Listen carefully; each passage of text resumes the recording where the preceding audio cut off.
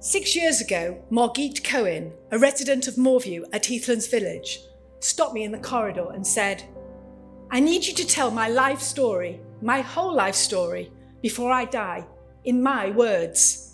At that moment, I envisaged the creation of the life story books.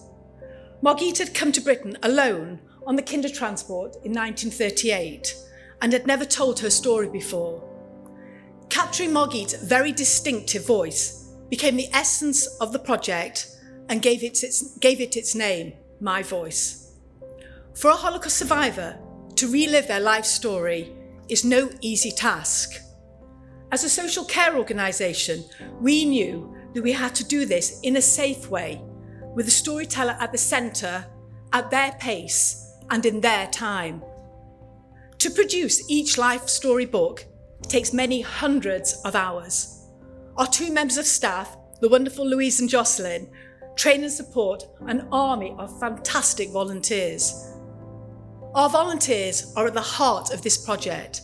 We have befrienders taking the oral history, transcribers, researchers, photographers, editors, proofreaders, designers, and client support volunteers. Many of you are here today, and I want to say a massive thank you to each and every one of you for all your commitment and dedication. We couldn't do this without you. You truly deserve your Queen's Award for Voluntary Service.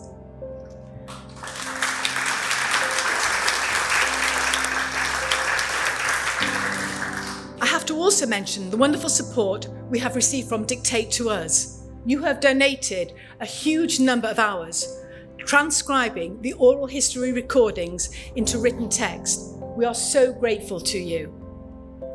To date, we have completed 33 life story books, with a further 11 in production. But this project is not just about the books. It is just as much about the process, the shared experiences, the trust, the friendships built, and the connections made between generations.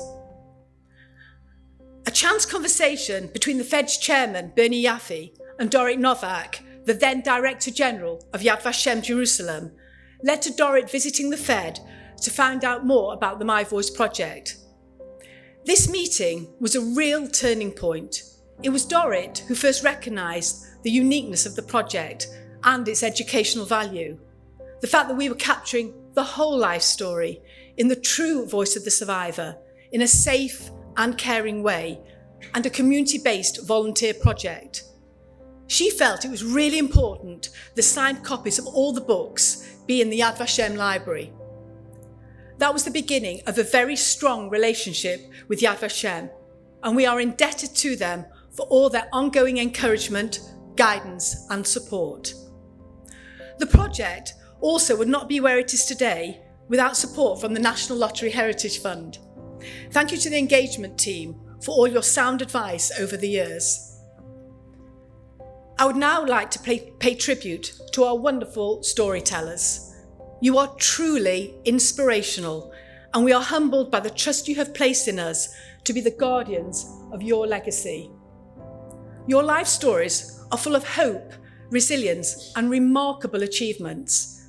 You rebuilt your shattered lives, raised families, created businesses, and became teachers, engineers, scientists, dressmakers, jewellers, optometrists, nurses, dentists, my own university professor of education, and a Manchester City football coach. You have contributed hugely to the communities that welcome you, and we applaud and admire you. We had no idea at the beginning of all this that your life stories would be such an important educational resource, and I know that you receive much comfort from the fact that your books will be used in schools, universities, and museums. In fact, your books have already reached far and wide, from the Jewish Museum Berlin to the President of Austria and to Her Royal Highness Catherine, Princess of Wales. I think the late Sam Gontars spoke for you all when he concluded his book with these words. Writing this book makes me feel confident that there are people who are interested, who will carry this on, and so it won't be forgotten. It's something that shouldn't be forgotten. It mustn't be forgotten. You know, there are people now, only 70 years later, who deny the Holocaust. Imagine 100 years or 200 years later, it will be forgotten altogether. So the generations have to ask the questions and have to carry it on. They must carry it on. Our pledge to Sam and to all our storytellers is that we, the Fed, will carry it on. Thank you.